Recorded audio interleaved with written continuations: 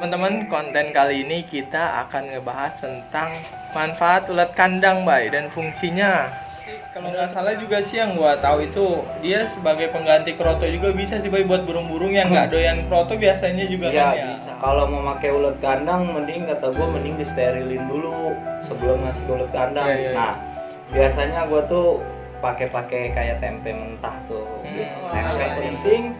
Kalau biasa pakai ulat kandang, perhatiin di jangkrik baik. Nah itu sama aja settingan dengan pakai protein tinggi. Iya. Karena misalkan hariannya pakai ulat kandang, nah jangkriknya misalkan kita kasih 3, kalau nggak 2, nah itu bisa juga 5 bisa.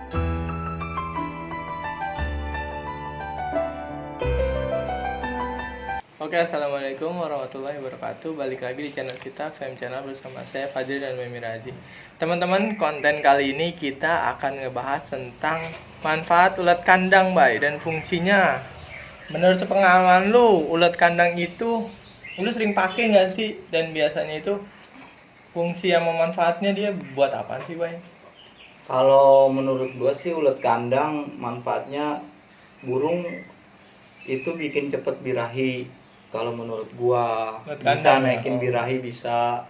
Emang proteinnya tinggi banget. Nah, gua sendiri pun jarang pakai ulat kandang karena kenapa? Buat di daerah kita kan ini emang agak sulit ya pakai nyari ulat kandang karena kalau gue takutnya gini, ketika gue setting pakai ulat kandang burung enak, terus lagi di sini lagi nggak ada musimnya susah. Nah itu bingung.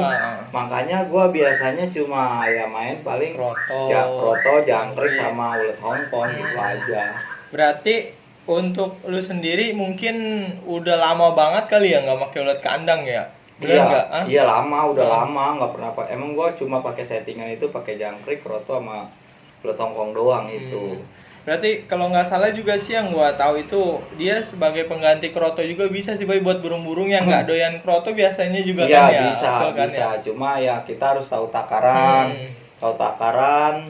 Terus gini, kalau burung yang mau dikasih ulat kandang, sebaiknya gue biasanya sih pernah gue pakai ulat kandang pernah. Cuma maksudnya enggak, gue cuma nyoba gitu kan. Nah dia itu memang yang gue pikir gini, karena proteinnya tinggi banget.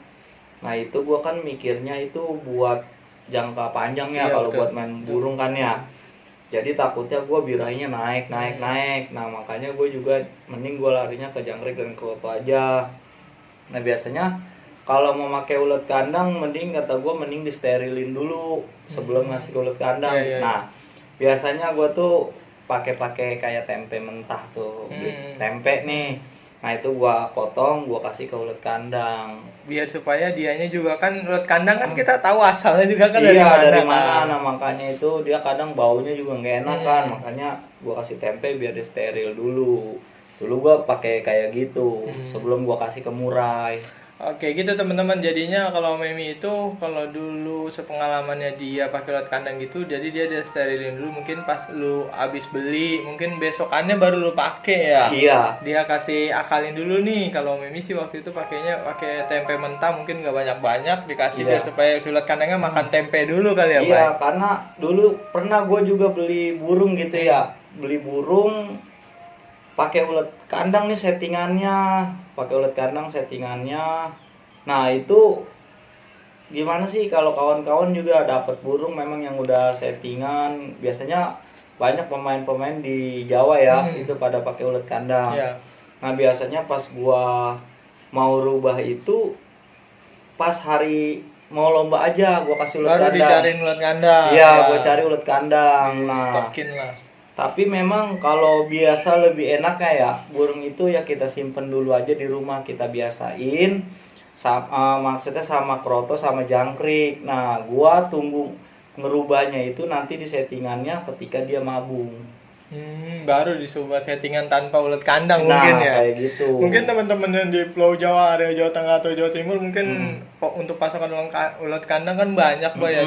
Cuma untuk daerah Tangerang itu sih emang agak nggak terlalu banyak sih Bay, Iya, yang gua tahu. ada sih, ada. Cuma kan kita cuma nyarinya agak males gitu udah kan. gitu nyarinya main aman teman-teman, kalau di daerah kita main aman lah daripada ntar burung maunya pakai itu aja pas kita mau besok ngeluh, wah burung nggak ketemu ulet kandang. Gue juga Iya. pernah kan kita nyari sampai jauh-jauh Iya, kan. sampai jauh itu. Nah, makanya kalau udah kita mau, misalkan kita mau rubah, biasanya burung itu tetap nih, misalkan gue settingan dapatnya pakai ulet kandang.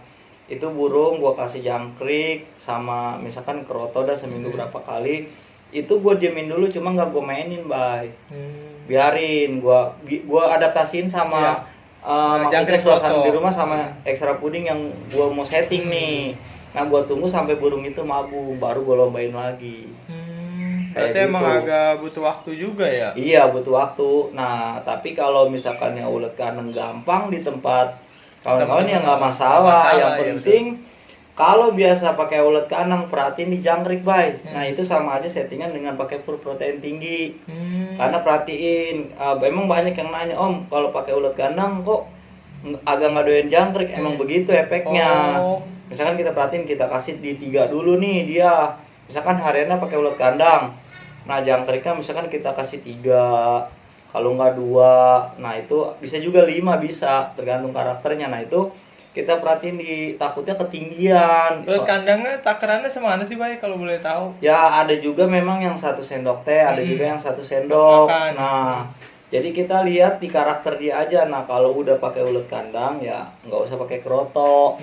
Palingan di lapangan colok ulet kongkong aja lah, 2 atau 3 ekor kayak gitu sih gue biasanya.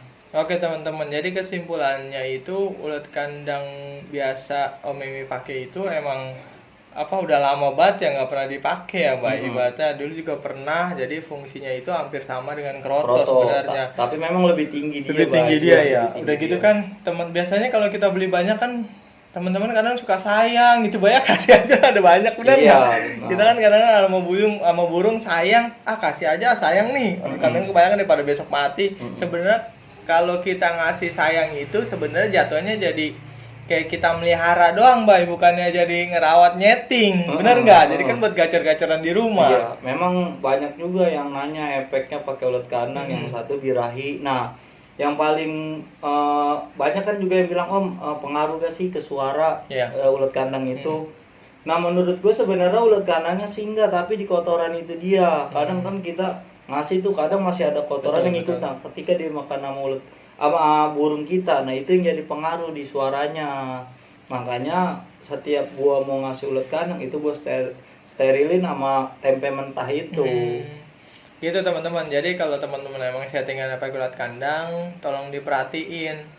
Bukan uletnya sebenarnya yang bikin suara nanti itu bermasalah ya, Iya. Bay.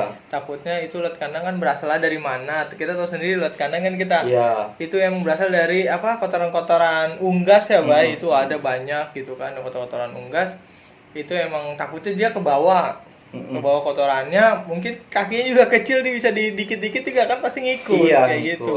Kayak gitu teman-teman, tolong disterilin dulu aja. Sebenarnya bagus juga ulet kandang kalau buat nutup kita keroto males, Iya. tutup ganti pakai ulet kandang. Nah, perhatiin di extra puding jangan sampai terlalu tinggi karena nanti takutnya emang di awal enak, nanti kesan-sananya dia bakalan over karena kan proteinnya tinggi banget menurut gua. Nah, kan kita yang namanya main burung itu kan kita maunya jangka panjang, stabil. Nah, itu menurut gua ya kalau bisa diperhatiin mandinya, pola jemurnya kita perhatiin juga. Misalkan pakai burung kita nih udah tinggi banget nih. Nah, dilihat Buru-buru penyemurannya turunin. iya kayak gitu. Oke teman-teman, jadi sebenarnya mau pakai apapun itu yang penting kita paham juga sama karakter burung kita. Kalau Iya, udah mulai dipahami. ketinggian, cepet nih kita misalnya, wah ini perasaan baru 2 minggu gua pakein, wah kayaknya ketinggian, takarannya dikurangin, Iya, kayak gitu aja ya, Bay. dikurangin. Nah, jangan ulet kandangnya dikasih, jangkriknya tinggi Iya, juga. betul. Nah, itu kan Kerotonya juga dikasih. semua mau pakai, pokoknya mau pakai pur tinggi, mau pakai jangkrik tinggi, mau pakai ulet kandang, itu kita tahu kalau selama kita tahu pemahaman itu pasti aman. Betul. Kayak gitu. Oke teman-teman, untuk di video kali ini. Kalau teman-teman ada yang kurang berkenan atau yang ada mau masukan, boleh komentarin aja ya, Bay. Iya, Ntar nggak kita apa-apa. bales, kita discuss lagi di kolom komentar. Terusnya kalau ada emang kendala-kendala yang lain juga, teman-teman bisa request juga di kolom komentar. Nanti kita bakalan sortir dan kita listing, teman-teman. Untuk video kali ini segitu aja. Terima kasih. Assalamualaikum warahmatullahi wabarakatuh. Waalaikumsalam warahmatullahi wabarakatuh.